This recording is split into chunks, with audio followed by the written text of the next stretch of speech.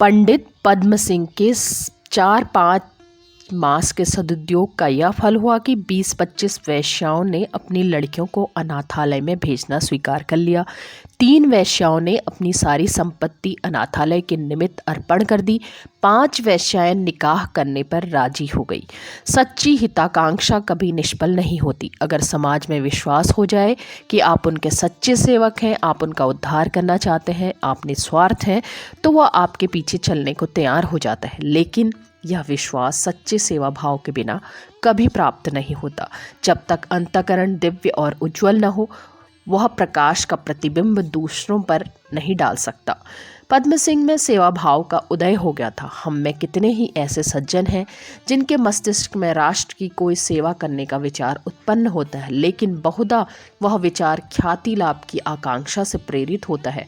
हम वह काम करना चाहते हैं जिससे हमारा नाम प्राणी मात्र की जिह्वा पर हो। कोई ऐसा लेख अथवा ग्रंथ लिखना चाहते हैं जिसकी लोग मुक्त कंठा से प्रशंसा करें, और प्रायः हमारे इस स्वार्थ का कुछ न कुछ बदला भी हमको मिल जाता है, लेकिन जनता के हृदय में हम घर नहीं कर सकते। कोई मनुष्य चाहे वह कितने ही दुख में हो, उस व्यक्ति के सामने अपना शोक प्रकट नहीं करना चाहता जिसे वह अपना सच्चा मित्र समझता हो। पद्म सिंह को अब दाल मंडी में जाने का बहुत अवसर मिलता था, और वह वेश्याओं के जीवन का जितना भी अनुभव करते थे, उन्हें उतना ही दुख होता था। ऐसी ऐसी सुकोमल रमणियों को भोग विलास के लिए अपना सर्वस्व गंवाते देखकर उनका हृदय करुणा से विह्वल हो जाता। उनकी आंखों में आंसू निकल पड़ते। उन्हें अब ज्ञात हो रहा था कि ये स्त्रियां विचार शून्य नहीं, भाव शून्य नहीं, बुद्धिहीन नहीं, लेकिन माया के हाथों में पड़कर उनकी सारी सद्वृत्तियां उल्टे मार्ग पर जा रही हैं। तृष्णा ने उन्हें और उनकी आत्माओं को निर्बल निश्चेष्ट बना दिया है। पद्म सिंह इस मायाजाल को तोड़ना चाहते थे। वह उन भूली हुई आत्माओं को सचेत करना चाहते थे। वह उनको इस अज्ञानावस्था से मुक्त करना चाहते थे, पर मायाजाल इतना दृढ़ था और अज्ञान बंधन इतना पुष्ट तथा निद्रा इतनी गहरी थी कि पहले 6 महीनों में उससे अधिक सफलता न हो सकी, जिसका ऊपर वर्णन किया जा चुका है। शराब के नशे में मनुष्य की जो दशा हो जाती है, वही दशा इन वेश्याओं की हो गई थी। उधर प्रभाकर राव और उनके मित्रों ने उस प्रस्ताव के शेष भागों को फिर बोर्ड में उपस्थित किया। उन्होंने केवल पद्म सिंह से द्वेष हो जाने के कारण इन मंतव्यों का विरोध किया था, पर अब पद्म सिंह का वैश्यानुराग देखकर वह उन्हीं के बनाए हुए हथियारों से उन पर आघात कर बैठे। पद्म सिंह उस दिन बोर्ड नहीं गए थे। डॉक्टर श्यामाचरण नैनीताल गए हुए थे, अतएव वे दोनों मंतव्य निर्विघ्न पास हो गए। बोर्ड की ओर से अलईपुर के निकट वेश्याओं के लिए मकान बनाए जा रहे थे। लाला भगत राम दत्तचित होकर काम कर रहे थे। कुछ कच्चे घर थे, कुछ पक्के, कुछ दुमंजिले। एक छोटा सा औषधालय और एक पाठशाला भी बनाई जा रही थी। हाजी हाशिम ने एक मस्जिद बनवानी आरंभ की थी, और सेठ चिम्मन लाल की ओर से एक मंदिर बन रहा था। दीनानाथ तिवारी ने एक बाग की नींव डाल दी थी। आशा तो थी कि नियत समय के अंदर भगत राम काम समाप्त कर देंगे। मिस्टर दत्त और पंडित प्रभाकर राव तथा मिस्टर शाकिर बेग उन्हें चैन न लेने देते थे, लेकिन काम बहुत था और बहुत जल्दी करने पर भी 1 साल लग गया। बस इसी की देर थी। दूसरे दिन वेश्याओं को दाल मंडी छोड़कर इन नए मकानों में आबाद होने का नोटिस दे दिया गया। लोगों को शंका थी कि वेश्याओं की ओर से उनका विरोध होगा, पर उन्हें यह देखकर आमोदपूर्ण आश्चर्य हुआ कि वेश्याओं ने प्रसन्नतापूर्वक इस आज्ञा का पालन किया। सारी दाल मंडी एक दिन में खाली हो गई। जहाँ निशी वासर एक श्री सी बरसती थी, वहाँ संध्या होते होते सन्नाटा छा गया। महबूब जान एक धन संपन्न वैश्या थी। उसने अपना सर्वस्व अनाथालय के लिए दान दिया था। संध्या समय जब वैश्या उसके मकान में एकत्रित हुई, वहाँ एक महती सभा हुई। शहजादी ने कहा, बहनों, आज हमारी ज़िंदगी का एक नया दौर शुरू होता है। खुदा ताला हमारे इरादे में बरकत दें और हमें नेक रास्ते पर ले जाएं। हमने बहुत दिन बेशर्मी और जिल्लत और की ज़िंदगी बसर की है। बहुत दिन शैतान की कैद में रही, बहुत दिनों तक अपनी रूह और ईमान का खून किया, और बहुत दिनों तक मस्ती और ऐश परस्ती में भूली रही। इस दाल मंडी की ज़मीन हमारी गुनाहों से सियाह हो रही है। आज खुदाबंद करीम ने हमारी हालत पर रहम करके हमें कैदे गुनाह से निजात दी है। इसके लिए हमें उनका शुक्र करना चाहिए। उसमें शक नहीं, हमारी कुछ बहनों को वहाँ से जलावतन होने का कलक होता होगा, और इसमें भी शक नहीं कि उन्हें आने वाले दिन तारीख नज़र आते होंगे। उन बहनों से मेरा यही इल्तमास है कि खुदा ने रिज्क का दरवाज़ा किसी पर बंद नहीं किया है। आपके पास वह हुनर है, उसके कदरजां हमेशा रहेंगे। लेकिन अगर हमको आइंदा तकलीफ़ें भी हों तो हमको साबिर और शाकिर रहना चाहिए। हमें आइंदा जितनी भी तकलीफ़ें होंगी उतना ही हमारे गुनाहों का बोझ हल्का होगा। मैं फिर से खुदा से दुआ करती हूँ कि वह हमारे दिलों को अपनी रोशनी से रोशन करें, हमें राह नेक पर लाने की तौफीक दे दें। राम भोली बाई बोली, हमें पद्म सिंह शर्मा को हृदय से धन्यवाद देना चाहिए जिन्होंने हमको धर्म का मार्ग दिखाया।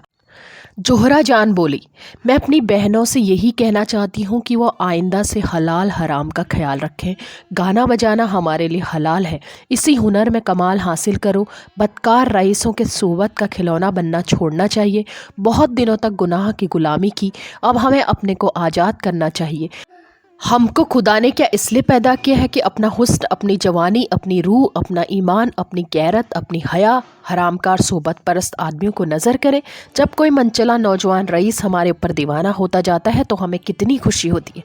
हमारी नाई का फूल ही नहीं समाती, सफरदाई बगलें बजाने लगते हैं और हमें तो ऐसा मालूम होता है गोया सोने की चिड़िया फंस गई। लेकिन बहनों, यह हमारी हिमाकत है।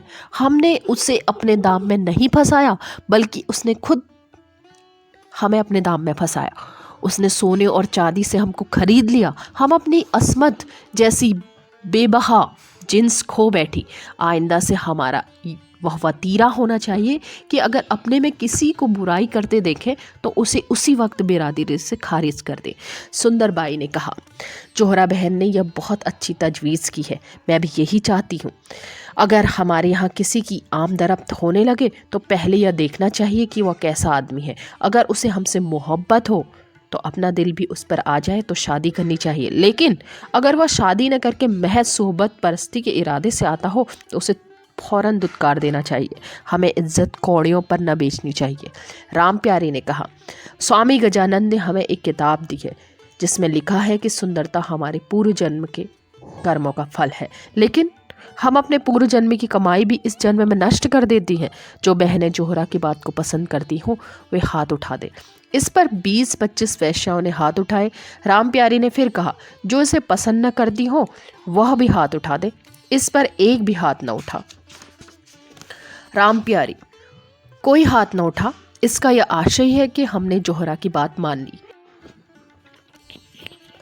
वृद्धा महबूब जान बोली, मुझे कहते हुए यही डर लगता है कि तुम कहोगी कि 70 चूहे खाकर बिल्ली हज को चली, पर आज के 7वें दिन मैं सचमुच हज को चली जाऊंगी। मेरी ज़िंदगी तो जैसे कटी वैसे कटी, पर इस वक्त तुम्हारी यह नीयत देखकर मुझे कितनी खुशी हो रही है वह मैं जाहिर नहीं कर सकती। खुदाए पाक तुम्हारे इरादों को पूरा करे। कुछ वैश्याएँ आपस में कानाफूसी कर रही थी। उनके चेहरों से मालूम होता था कि ये बातें उन्हें पसंद नहीं आती, लेकिन उन्हें कुछ बोलने का साहस न होता था। छोटे विचार पवित्र भावों के सामने अक्सर दब जाते हैं। इसके बाद यह सभा समाप्त हुई और वैश्याओं ने पैदल अलईपुर की ओर प्रस्थान किया, जैसे यात्री किसी धाम का दर्शन करने जाते हैं। दाल मंडी में अंधेरा छाया हुआ था। न तबलों की थाप थी, न सारंगियों की अलाप, न मधुर स्वरों का गाना, न रसिक जनों का आना जाना। अनाज कट जाने पर खेत की जो दशा हो जाती है वही दाल मंडी की हो रही थी। पंडित मदन सिंह की कई महीने तक यह दशा थी कि जो कोई इनके पास आता उसी से सदन की बुराई करते। कपूत है, भ्रष्ट है, सौदा है, लुच्चा है, एक कानी कौड़ी तो दूंगा नहीं, भीख मांगता फिरेगा, तब आटे दाल का भाव मालूम होगा। पद्म सिंह को दान पत्र लिखाने के लिए कई बार लिखा। भामा कई बार सदन की चर्चा करती तो उस पर बिगड़ जाते। घर से निकल जाने की धमकी देते, कहते जोगी हो जाऊंगा, सन्यासी हो जाऊंगा, लेकिन इस छोकरे का मुंह न देखूंगा। इसके पश्चात उनकी मानसिक अवस्था में कुछ परिवर्तन हुआ। उन्होंने सदन की चर्चा ही करनी छोड़ दी। यदि कोई उसकी बुराई करता तो कुछ अनमने से हो जाते, कहते भाई अब क्यों उसे कोसते हो, जैसा उसने किया वैसा आप भुगतेगा, अच्छा है या बुरा मेरे पास से तो दूर है, अपने 4 पैसे कमाता है, खाता है, पड़े रहने दो। लाला बैजनाथ उनके बहुत मुँह लगे थे। एक दिन वह खबर लाए कि उमानाथ ने सदन को कई हजार रुपये दिए, अब नदी पार मकान बना रहा है, एक बगीचा लगवा रखा है, चूना पीसने की एक कल ली है, खूब रुपया कमाता है और उड़ाता है। मदन सिंह ने झुंझला कर कहा, तो क्या चाहते हो कि वो भीख मांगे, दूसरों की रोटियां तोड़े? उमानाथ उसे क्या रुपये देंगे? अभी एक चंदे से ब्याह किया है, आप टके टके को मोहताज हो रहे हैं। सदन ने जो कुछ किया होगा अपनी कमाई से किया होगा। वह लाख बुरा हो निकम्मा नहीं है, अभी जवान है, शौकीन है, अगर कमाता है और उड़ाता है तो किसी को क्यों बुरा लगे। तुम्हारे इस गांव के कितने ही लौंडे हैं जो एक पैसा भी नहीं कमाते, लेकिन घर से रुपये चुरा कर ले जाते हैं और चमारेनों का पेट भरते हैं। सदन उनसे कहीं अच्छा है। मुंशी बैजनाथ लज्जित हो गए। कुछ काल के उपरांत मदन सिंह की मनोवृत्ति पर प्रतिक्रिया का आधिपत्य हुआ। सदन की सूरत आंखों में फिरने लगी। उसकी बातें याद आया करती। कहते, देखो कैसा निर्दयी है, मुझसे रूठने चला है, मानो यह जगह, जमीन, माल, असबाब सब अपने माथे लाद कर ले जाऊंगा। एक बार यहाँ आते नहीं बनता, पैरों में मेहंदी रचाए बैठा है। पापी कहीं का, मुझसे घमंड करता है, कुड़ कुड़ कर मर जाऊंगा तो बैठा मेरे नाम को रोएगा, तब भले वहाँ से दौड़ा आएगा, अभी नहीं आते बनता। अच्छा देखें तुम कहाँ भाग जाते हो, वहीं से चलकर तुम्हारी खबर लेता हूँ। भोजन करके जब विश्राम करते तो भामा से सदन की बातें करने लगते। यह लौंडा लड़कपन में भी जिद्दी था, जिस वस्तु के लिए अड़ जाता था उसे लेकर ही छोड़ता था। तुम्हें याद आता होगा, एक बार मेरी पूजा की झोली के बस्ते के वास्ते कितना महीना मत किया और उसे लेकर ही चुप बैठा। बड़ा हठी है, देखो तो उसकी कठोरता, एक पत्र भी नहीं भेजता, चुपचाप कान में तेल डाले बैठा है, मानो हम लोग मर गए हैं। भामा ने ये बातें सुनी और रोई। मदन सिंह के आत्माभिमान ने पुत्र प्रेम के आगे सिर झुका दिया था। इस प्रकार 1 वर्ष से ऊपर हो गया। मदन सिंह बार बार सदन के पास जाने का विचार करते, पर उस विचार को कार्य रूप में न ला सकते। एक बार असबाब बंधवा चुके थे, पर थोड़ी देर पीछे उसे खुलवा दिया। एक बार स्टेशन से लौट आए, उनका हृदय मोह और अभिमान का खिलौना बना हुआ था। अब गृहस्थी के कामों में उनका जी न लगता। खेतों में समय पर पानी नहीं दिया और फसल खराब हो गई। असामियों से लगान नहीं वसूल किया गया। वह बेचारे रुपये लेकर आते, लेकिन मदन सिंह को रुपया लेकर रसीद देना भारी था। कहते, भाई अभी जाओ फिर आना। गुड़ घर में धरा धरा पसीज गया, उसे बेचने का प्रबंध न किया। भामा कुछ कहती तो झुंझला कर कहते, चूल्हे में जाए घर और द्वार, इसके लिए सब कुछ करता था, जब वही नहीं है तो गृहस्थी मेरे लिए किस काम की। अब उन्हें ज्ञात हुआ कि मेरा सारा जीवन, सारी धर्मनिष्ठा, सारी कर्मशीलता, सारा आनंद केवल एक आधार पर अवलंबित था, और वह आधार सदन था। इधर कई दिनों से पद्म सिंह भी नहीं आए। एक बड़ा कार्य संपादन करने के उपरांत चित्त पर जो शिथिलता आ जाती है, वही अवस्था उनकी हो रही थी। मदन सिंह उनके पास भी पत्र न भेजते थे। हाँ, उनके पत्र आते तो बड़े शौक से पढ़ते, लेकिन सदन का कुछ समाचार न पाकर उदास हो जाते। एक दिन मदन सिंह दरवाजे पर बैठे हुए प्रेम सागर पढ़ रहे थे। कृष्ण की बाल लीला में उन्हें बच्चों का सा आनंद आ रहा था। संध्या हो रही थी, अक्षर सूझ न पड़ते थे, पर उनका मन ऐसा लगा हुआ था कि उठने की इच्छा न होती थी। अकस्मात कुत्तों के भूखने ने किसी नए आदमी के गांव में आने की सूचना दी। मदन सिंह की छाती धड़कने लगी, कहीं सदन तो नहीं आ रहा। किताब बंद कर उठे तो पद्म सिंह को आते देखा। पद्म सिंह ने उनके चरण छुए, फिर दोनों भाइयों में बातचीत होने लगी। मदन सिंह, सब कुशल है? पद्म सिंह, जी हाँ, ईश्वर की दया है। मदन सिंह, भला उस बेईमान की भी कुछ खबर मिली? पद्म सिंह, जी हाँ, अच्छी तरह है। 10वें 5वें दिन मेरे यहाँ आया करता है। मैं कभी कभी हाल चाल पूछवा लेता हूँ, कोई चिंता की बात नहीं है। मदन सिंह, भला वह पापी कभी हम लोगों की भी चर्चा करता है या बिल्कुल मरा समझ लिया? क्या यहाँ आने की कसम खा ली है? क्या हम लोग मर जाएंगे तभी आएगा? अगर उसकी यही इच्छा है तो हम लोग कहीं चले जाएं, अपना घर द्वार ले, अपना घर संभाले। सुनता हूँ वहाँ मकान बनवा रहा है। वह तो वहाँ रहेगा और यहाँ कौन रहेगा? वह मकान किसके लिए छोड़े देता है? पद्म सिंह, जी नहीं, मकान वकान कहीं नहीं बनवाता। वो आपसे किसी ने झूठ कह दिया। हाँ, चूने की कल खड़ी कर ली है, और यह भी मालूम हुआ है कि नदी पार थोड़ी सी ज़मीन भी लेना चाहता है।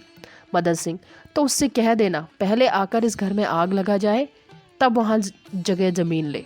पद्म सिंह, या आप क्या कहते हैं? वह केवल आप लोगों की अप्रसन्नता के भय से नहीं आता। आज उसे मालूम हो जाए कि आपने उसे क्षमा कर दिया तो सिर के बल दौड़ाएगा। मेरे पास आता है तो घंटों आप ही की बातें करता है। आपकी इच्छा हो तो कल ही चला आए। मदन सिंह, नहीं, मैं उसे बुलाता नहीं। हम उसके होते कौन है जो यहाँ आएगा? लेकिन यहाँ आए तो कह देना, जरा पीठ मजबूत करके रखे। उसे देखते ही मेरे सिर पर शैतान सवार हो जाएगा और मैं डंडा लेकर पिल पड़ूंगा। मूर्ख, मुझसे रूठने चला है। तब नहीं रूठता था जब पूजा के समय पोथी पर राल टपकाता था, खाने की थाली के पास पेशाब करता था, उसके मारे कपड़े साफ न रह पाते थे, उजले कपड़ों को तरस के रह जाता था। मुझे साफ कपड़े पहनते देखता तो बदन की धूल मिट्टी लपेट कर सिर पर सवार हो जाता था। तब क्यों नहीं रूठा था? आज रूठने चला है। अब की पाऊँ तो ऐसी कनेटी दूं कि छठी का दूध याद आ जाएगा। दोनों भाई घर गए।